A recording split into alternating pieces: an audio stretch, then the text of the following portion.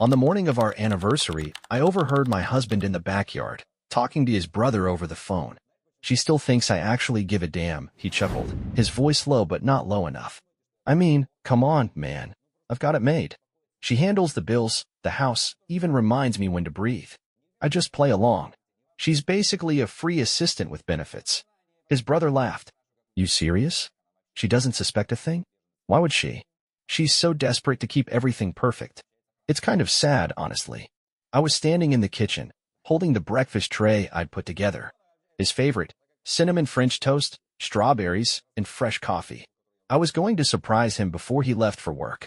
Instead, I stayed frozen behind the curtain, heart pounding, every word like a slap across the face. My name is Claire, 33, and up until that moment, I thought I was married to someone who respected me, appreciated me. We'd been together for 7 years, married for 4. I convinced myself that the rough patches were normal, that the distance lately was just stress from his new promotion. But hearing him speak about me like that, like I was some sort of joke, my stomach twisted.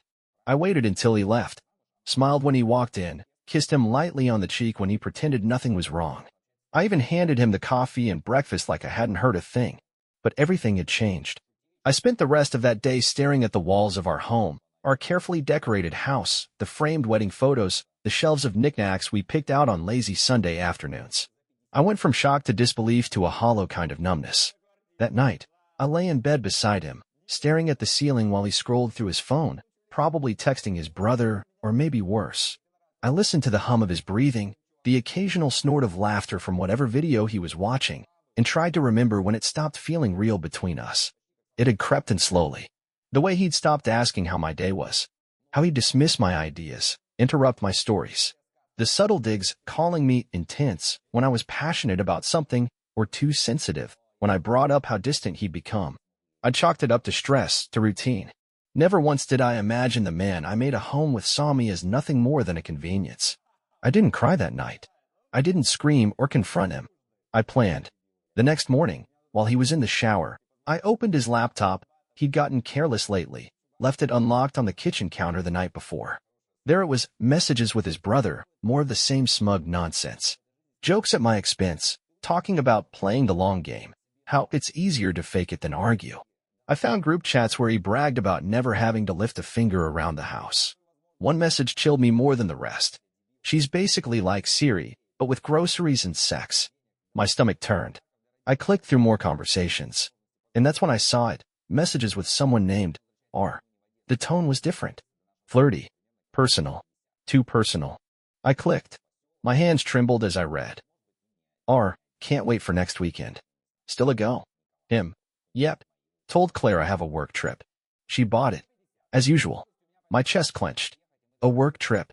He told me he had to go to Dallas for 3 days next week. I'd even offered to help him pack. The messages continued. R. You're not going to back out again, right? Him. Not this time. I booked the room already. Ocean view. I kept reading. The thread went back months. Hotel stays. Secret dinners. Photos. Her legs draped over his in bed. Wine glasses. Captions like, Our Little Escape. I couldn't breathe. It felt like the walls of the room were closing in. That night, I said nothing. I cooked dinner. I asked about his day. I smiled when he kissed me goodnight. And then I waited until he fell asleep. I took pictures. Screenshots of every conversation, every photo. I copied his email attachments, downloaded PDFs of hotel confirmations, plane tickets. I set up a hidden folder on my own computer and backed everything up to a flash drive I slipped into my office drawer at work the next morning. Then I did something I'd never done in our entire relationship. I lied to him. I told him I'd been asked to speak at a regional marketing conference for the weekend. All expenses paid. Big networking opportunity. I played it so well, excited, nervous, pretending to need his advice on what to wear. He gave me the usual half-listening nods. I booked a hotel room of my own. Not for me, though. For what came next. The day before he was set to leave for his work trip, I faked a stomach bug and worked from home. Around noon, his phone lit up on the counter. He was upstairs packing. R. Can't wait to see you. Think of me when you get on that plane face-blowing kiss. I took a photo of the screen. Later, he came downstairs in his crisp travel clothes, suitcase in hand. Gave me a peck on the forehead and said, Text if you need anything. I smiled and said, Have fun in Dallas. He paused for a second, just a blink of confusion, but said nothing and walked out the door. I waited 30 minutes, grabbed my bag, and left. I wasn't going to confront him in a fit of tears. I was going to ruin him. I followed him. He didn't see me, of course. I stayed 2 cars behind, hands gripping the steering wheel hard enough to leave imprints. I'd rehearsed every possible scenario. What if he caught me? What if I lost him? What if I found him and couldn't go through with it? But he made it easy. He drove to a boutique hotel about 40 minutes outside the city, quaint, expensive, the kind of place we once dreamed of staying at before money got tight. Except money wasn't tight, was it? Not for his little vacations. He pulled into the valet and stepped out, smiling, adjusting his shirt. Not a single glance over his shoulder. I parked down the street and waited. 5 minutes later, a woman with shiny chestnut hair and long legs got out of a rideshare and practically skipped toward the entrance. She wore a short red dress and heels, pulling a tiny overnight bag. They didn't kiss. They didn't need to. They walked in together like they'd done it 100 times before. I didn't follow them inside. I didn't want to see them together. I wasn't here for that. I was here for proof. So I waited. 10 minutes later, I walked into the lobby, makeup clean, outfit neutral, smile polite. I told the front desk I was here to confirm a room for my boss, gave his name, and apologized for forgetting the confirmation number. The concierge pulled it up immediately. Room 509. Ocean view. 3 nights. I thanked him and left. I didn't go home. I drove straight to my sister's place 2 towns over. She greeted me with a confused smile and a towel in her hair. I told her everything. She poured wine, then poured more. She kept saying, I never liked him, and I kept nodding, pretending that made me feel better. That night I didn't sleep. I opened my laptop and pulled up everything. The messages, the photos, the hotel booking, the screenshots from the concierge computer I'd sneakily snapped. But it wasn't enough. It wasn't big enough. He built a whole fake version of our life around himself, and I was tired of playing by the rules. So I did something unexpected. I texted R. I used his phone. The passcode was still the same as his birthday, the one I used to bake cupcakes for every year. My hands didn't even tremble.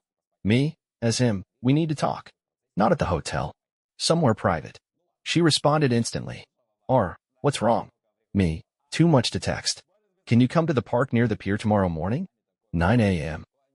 No suspicion. No hesitation. She said yes. I didn't know what I expected to find when I met her, but it wasn't what I got. She was young, maybe 25. No wedding ring, no kids, no exhaustion behind her eyes. She looked like a version of me from another life. She spotted me right away. The confusion on her face was brief but unmistakable. Are you Claire? She asked. I nodded. She sat down slowly on the bench beside me. You're not here to scream at me, are you? I shook my head. Not unless you lied to me. And she didn't. For the next 30 minutes, she told me everything, how they'd met at a work mixer 6 months ago, how he said he was separated, that I was cold, controlling, that he was staying for financial reasons only. She swore she believed him. But the deeper we got, the clearer it became. She wasn't lying. She was just as duped as I was. He said you hated sex, she said, her voice trembling. Said you made him feel like a ghost. I nearly laughed. The irony of hearing the same words I'd once whispered in therapy about him. He said he didn't love you anymore. He never did, I replied calmly. I showed her the messages, the photos, all the ones he'd sent me while he was also sending her the same damn lines. Her face changed. Disbelief cracked into rage. I'm not going back to him, she said, eyes wide. He's disgusting. I believed her. And that gave me an idea, one I hadn't seen coming. I asked her for one favor. Just one. She hesitated, but she agreed. The next day, I let him come home like nothing had happened. He walked in, suitcase in hand, talking about how exhausting the conference was. I listened. I nodded. I even kissed him. He never suspected. That night, he told me how much he missed me. Tried to start something in bed. I told him I was tired. The next morning, I made breakfast again. His favorite, like always. Except this time, there was a small package next to his plate. He opened it with a grin. Inside were printed screenshots of every message with R. His face dropped. What is this? I poured coffee into his mug. I met her. His jaw twitched. Who? I tilted my head. Don't insult me, Damon. He stood, knocking his chair back. You went through my phone. Jesus, Claire. No, I said coolly. You left it unlocked. I didn't go looking for anything. I just stopped ignoring what was right in front of me. He opened his mouth, searching for words. Apologies. Excuses. I stopped him. I'm not yelling. I'm not crying. But I'm also not staying. He froze. Where are you going to go? He asked, suddenly soft. That's not your concern. Claire, come on. I made a mistake. But... No, I interrupted. A mistake is forgetting an anniversary. This was strategy. Manipulation. Repetition. This was betrayal with intent. He started to speak again, but I was already walking away. Behind me, I heard him curse, kick the table. The mug shattered. But I didn't look back. That night, I slept at my sister's. I didn't bring much. Just essentials and that flash drive. But the twist? That came the next morning. The moment he found out about the second bank account. The one I'd opened under my maiden name 2 years ago. The one where I'd moved all the money from our shared account. My paycheck deposits, savings, everything I'd earned and was legally entitled to. Gone. He called me 17 times. Left voicemails I never played. Then he texted. You can't do this. This is stealing. We need to talk. Claire, please. I didn't respond. I was already talking to a lawyer. The lawyer's office was colder than I expected. Not the temperature, just the feeling. Clinical. Professional. Like everything sacred about your life could be boiled down to asset columns and timelines. I sat across from a woman named Tanya, who wore square glasses and a sharper expression. She took one look at my folders, labeled, highlighted, color-coded, and said, You've done half my job already. I nodded. I had time. The next hour was a blur of paperwork and clipped terms, irreconcilable differences, financial misconduct, division of property. But the phrase that stuck with me, more than any legalese, was this: You've got leverage. Use it. And I would. I moved into a short-term rental the following day, nothing fancy, but it had white walls and windows that let in more light than I'd seen in years. I liked it immediately. There was something freeing about blank spaces. I didn't tell Damon where I was. He found out anyway. The first time he showed up, he stood outside the gate, arms crossed, trying to look harmless. His eyes did the thing they always did, pretending to be confused, hurt, stunned. But his voice had a new edge. Are we really doing this? You left. Took the money. Embarrassed me. And for what? I stayed behind the glass door. You're embarrassed? I asked. He took a step forward. You think you're some kind of hero now? What? You think I'm the only one who ever lies in a marriage? I don't care about what other people do, I said. I care about what you did. Repeatedly. He rolled his eyes. So now you're punishing me? I smiled faintly. No. I'm just removing myself from the role you assigned me. He said something else. I can't even remember what. I closed the curtain. He didn't come back after that. Not physically, at least. But he tried in every other way. Emails. Social media DMs. A fake LinkedIn connection request under a fake name. Pathetic. He told his family lies. I expected that. His mother texted me some garbage about how marriage is about forgiveness, and Damon's lost without you. I didn't reply. The real shift happened 2 weeks later. My lawyer called to tell me Damon had retained counsel. Apparently, he wanted to contest the separation of finances. He was arguing that I'd been hiding money, that the separate account I'd moved my earnings into counted as mutual marital assets. Tanya laughed when she told me. He doesn't realize that filing false claims can actually hurt him more. I didn't laugh. I just nodded and asked what she needed from me next. She said, evidence. Records of the income. Transfer logs. Screenshots of your pay stubs going to the account. Already printed. That's when Tanya leaned back in her chair and looked at me with something close to respect. You were planning this long before he cheated, weren't you? I hesitated. No, I said. But I started preparing for something. I just didn't know what it would be. The thing is, she was right. Deep down, I've been preparing for my exit for a long time. The day I opened that account wasn't random. It was the day Damon screamed at me for not transferring money fast enough to cover his overdraft. He told me I was useless with money and lucky to have someone taking care of things. That night, I realized I needed a way out, even if I didn't know when or why yet. So yeah, I prepared. But there was still one piece left to move. It came from R. She messaged me out of the blue. He texted me again. I asked her for a screenshot. She sent it. There he was, 2 weeks after our split, still trying to reseduce the woman he blamed for confusing him. Claire's just being dramatic. She always gets like this. But we both know where the real spark is. R. You need help. Him. You didn't say that when you were in my bed last month. My jaw clenched. Would you be willing to provide this to my attorney? I asked. She didn't hesitate. Absolutely. That was the day I stopped feeling like a victim and started feeling like a strategist. I gave the messages to Tanya, along with a timeline of everything. When the affair began, hotel receipts, vacation days misused, discrepancies in our tax filings that aligned with his weekend trips. We filed for a formal separation with cause. That gave me power. Damon's response came fast. Through his lawyer, he claimed I was using emotional manipulation to avoid splitting shared finances fairly. So I invited them both to a meeting. 1 week later, in a small room with beige walls and a fan that wouldn't stop clicking, Damon walked in wearing his usual smugness like cologne. His lawyer sat beside him, a bored-looking man in his 50s. I didn't say anything.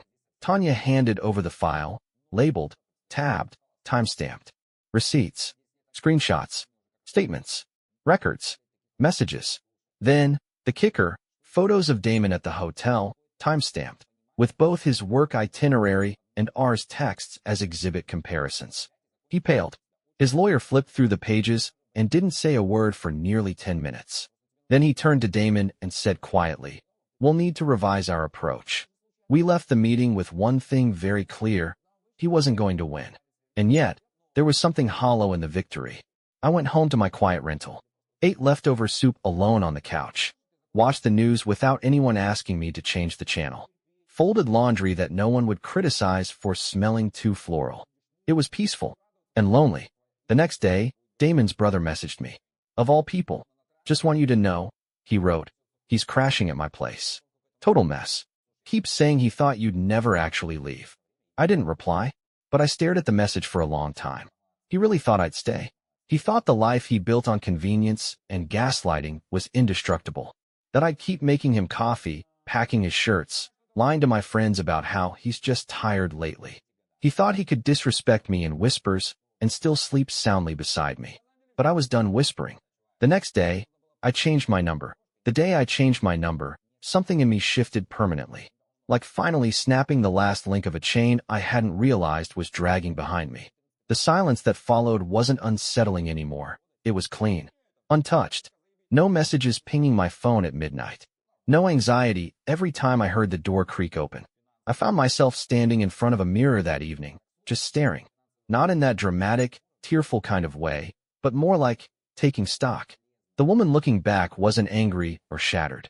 She was done. It had been 4 weeks since the hotel, 2 since the legal meeting, and less than 1 since Damon had started spiraling.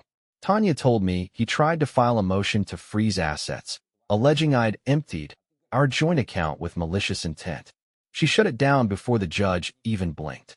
When the financial documentation came through showing that 87% of those deposits had been from my income, Damon's lawyer practically apologized to the clerk. I didn't celebrate. I didn't throw a party or post cryptic empowerment quotes online. I just made tea and kept moving forward. Then came the twist I didn't see coming. Late one night, I got a knock at the door. Not a banging, not urgent, just 3 polite taps. I opened it cautiously, bracing myself for Damon. Or maybe one of his family members with a guilt trip casserole. But it wasn't either of them. It was R. She stood there holding a box. I stared at her. "How did you find me?" "Your sister," she said. "I went to your old place looking for you. She was there checking the mailbox. She recognized me from the pictures." I almost laughed. Of course she did. My sister never forgets a face she hates. "What do you want?" She held out the box. I was packing up my place, trying to purge anything that reminded me of him. "I found this." I hesitated. She said, "It's not what you think. Just open it." Inside was a collection of letters. Handwritten. Dozens of them. Not in her handwriting, his. I picked one up and read the opening lines. "Claire doesn't get me. I feel like I'm suffocating in this routine she calls love. But with you, everything feels alive." Every hair on my body stood on end. "They're from months ago," she said quietly. "He never sent them. Just kept writing them and storing them in a drawer at my place." I didn't even know until I was cleaning out his side of the closet. There were dates, names, things he never said out loud, but clearly meant. He had detailed fantasies about a life with R. Said he only married me because he felt pressured to do the right thing. Described my routines, my morning coffee habit, my weekly calls with my mom, with thinly veiled disdain. But the part that stopped me cold was this line. If she ever tries to leave, I'll bury her in paperwork so deep she won't remember how to breathe. She'll crawl back eventually. They always do. I closed the box slowly. You didn't have to bring this, I said. She shrugged. I didn't want to keep it, and I figured you'd need it more than I ever did. Then she paused. Did he ever scare you? I looked up. She didn't mean scare like yelling. She meant something subtler, something slower. The kind of fear that grows from years of walking on conversational eggshells. Not at first, I said. But eventually, yeah. She nodded. Same. We stood there in silence, two women with a similar bruise, just in different places. I didn't thank her. She didn't expect me to. When she left, I took the box straight to Tanya. Jesus, she muttered, flipping through the letters. We can use this. All of this. I know. You sure you want to escalate it? That word, escalate, sounded heavy.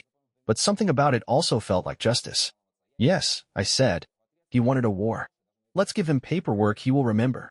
The next week was a legal flurry. We filed for emotional distress.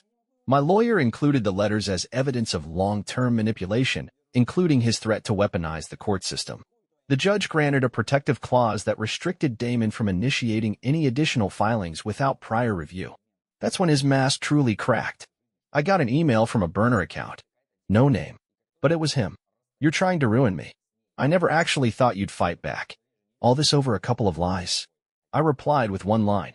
You called them lies. I call them years. Blocked. Deleted. And just like that, the real Damon emerged. He started melting down, tried showing up at Tanya's office, only to be removed by building security. He messaged my old coworkers, tried spinning stories about how I was unstable and medicated and vindictive. But the funny thing about the truth is, it travels fast when you stop hiding it. I outed him to mutual friends. Shared the letters publicly on her private account. Tagged no one. But the implication was clear. Damon was radioactive. The night before the final settlement was reviewed, I got another knock at the door. Not at this time.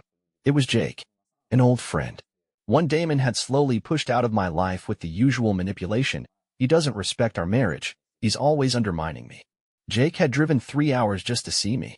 He handed me a takeout bag and said, I figured you haven't been eating right. I laughed, suddenly aware that I hadn't had a full meal in 2 days. We ate on the floor like college kids. Talked about nothing. Everything. At some point, I asked him the question that had haunted me for weeks. Was it really that obvious? He was quiet for a second. We all saw it. But you were so sure he loved you. And it didn't feel like our place to challenge that. I wish someone had. No, he said. You needed to come to it on your own. If we told you, you would have defended him. You're loyal like that. I didn't respond. I just looked down at my half-eaten noodles and whispered, not anymore. The next day, the court reviewed everything. Damon didn't show. His lawyer did, pale, tired, robotic. Settlement terms were finalized. I kept the account. I kept my personal property. I owed him nothing. Tanya leaned in as the gavel dropped and whispered, You just buried him in the paperwork he promised. I smiled. Not because I won, but because I was finally free. The morning after the settlement, I stood in my rental kitchen barefoot, sipping black coffee from a chipped mug I'd bought at a thrift store 2 weeks ago. It wasn't the kind of morning that screamed celebration. No balloons, no parade, no victory playlist on Spotify. But something about that silence felt sacred. Like standing on the edge of something new with nothing dragging behind me. I had no emails. No voicemails. No angry texts disguised as apologies. It felt clean. It was over. Legally. Emotionally. Entirely. Later that afternoon, I went back to the old house for the first time in months. Not for Damon, he wasn't there anymore. I had one final appointment to collect the last box of belongings the lawyers had negotiated. I half expected the place to be a mess, stained with ego and resentment. But it was just empty. The walls were bare, save for the ghost outlines of pictures that used to hang crooked. The scent of his cologne still lingered faintly in the hallway. Sharp, synthetic, and sour. It made me nauseous. I walked room to room, remembering the versions of myself I'd left behind in each corner. The girl who thought compromise meant silence. The wife who thought patience could fix everything. The woman who twisted herself into origami, trying to make him comfortable. She was gone now. In the kitchen, I found a note taped to the fridge. Sloppy handwriting. No envelope. You got what you wanted. Hope it makes you happy. I didn't even tear it up. Just dropped it in the trash and washed my hands like it was something dirty I'd touched by accident. Back at the apartment that night, I lit a candle, not for ambience, but as a ritual. Closure. I ordered food from a place Damon used to call pretentious. I drank wine straight from the bottle because there was no one to raise an eyebrow at me. Halfway through dinner, my phone buzzed. It was a number I didn't recognize. No name attached. My heart jumped, but not in that anxious way it used to. I stared at it, let it go to voicemail, then checked it. It was his mother. Her voice was tight, rehearsed. Claire, I know you probably don't want to hear from me, but Damon isn't doing well. He lost his job, his apartment. His brothers kicked him out. He says you've frozen him out completely, and, frankly, I just don't understand how someone who used to love him could watch him fall apart like this. I know you're hurt, but enough is enough. I played it twice, not out of guilt, but all that even now, after everything, they thought my silence was cruelty, not protection, not healing. They mistook my absence as a punishment, when really, it was a boundary. I deleted the message. Later that week, R messaged me again. Not to rehash anything, not to apologize again, just a simple, I filed for a restraining order. You were right about everything. I told her I was proud of her. Then I blocked her, too. Not out of anger, but because she was a chapter, not a character in the next book. Speaking of chapters, I started writing again. Nothing big, just journaling mostly. Therapy helped. My therapist once asked me, "What did you believe that made you stay?" I sat with that for a long time. The answer wasn't that I thought he loved me. It was that I thought love had to look like work, like effort, like ache. That if I just did more, gave more, sacrificed more, eventually he'd meet me halfway. But real love doesn't feel like drowning in the deep end while someone else floats. It feels like breathing together. It's been 3 months now. My lease is almost up, and I'm moving into a place with better light and fewer ghosts. I've started seeing someone casually. Nothing serious, just soft conversations and laughter that doesn't come with strings attached.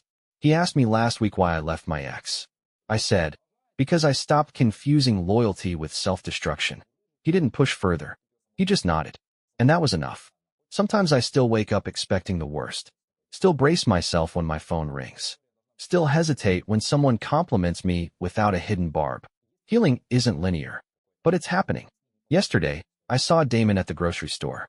He was in sweatpants, unshaven, wandering the frozen section. Our carts passed within inches. He looked up. Our eyes met. He opened his mouth. I didn't stop. I just kept walking. No bitterness. No gloating. Just freedom. The kind you don't explain. The kind you earn.